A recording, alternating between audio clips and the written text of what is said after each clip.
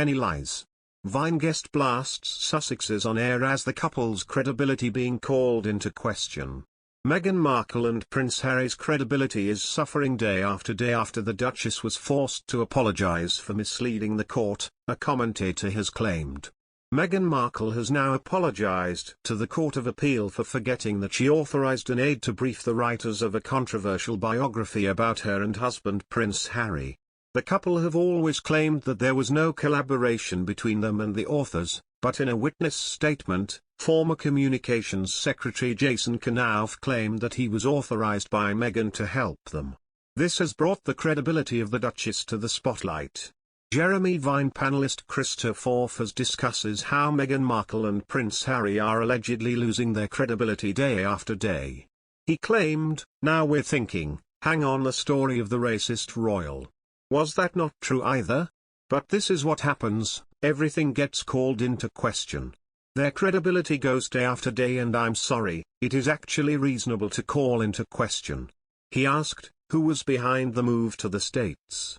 Call into question aspects of the relationship. They are members, or they were members of the royal family.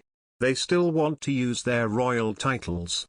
They are living this sort of half-in half-out life. Oh, you know what, we're royal enough to get $150 million from Netflix, but not quite royal enough in order to have to deal with negative headlines. Journalist Gemma Forte added, "Harry has his own mind. That's what I'm trying to say. You are right, but then it makes me question further the role of a royal family and having princes and princesses in this century going forward." The court also heard that Meghan Markle's letter to her father was written with public consumption in mind as a possibility.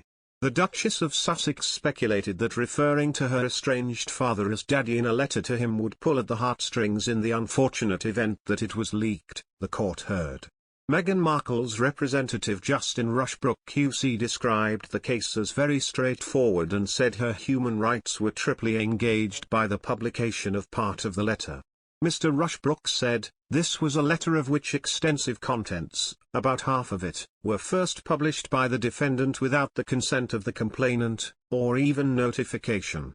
The court heard 585 out of 1,250 words had been republished in the 5 articles, in a plain and serious misuse of her private information, Meghan's barristers said.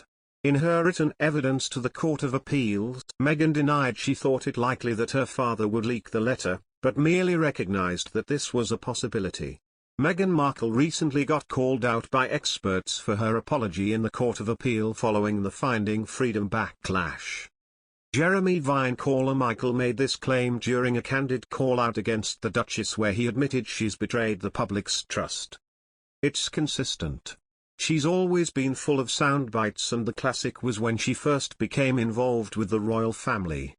He also added, "They ran a documentary about her life on TV and she made a speech, or a speech was broadcast that she'd made, where she was praising her father for all his support through her education. Later on, they showed another speech where she was at some women's organization, and therefore suited not to include her father, where she airbrushed the father out claiming she had to work to finance her education, which was a contradiction." He also went on to say, "They're blind."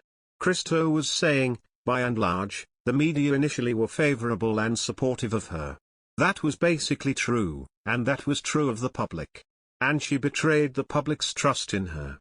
How can you forget you had significant phone calls, emails, meetings, discussions on such a serious topic? Meetings,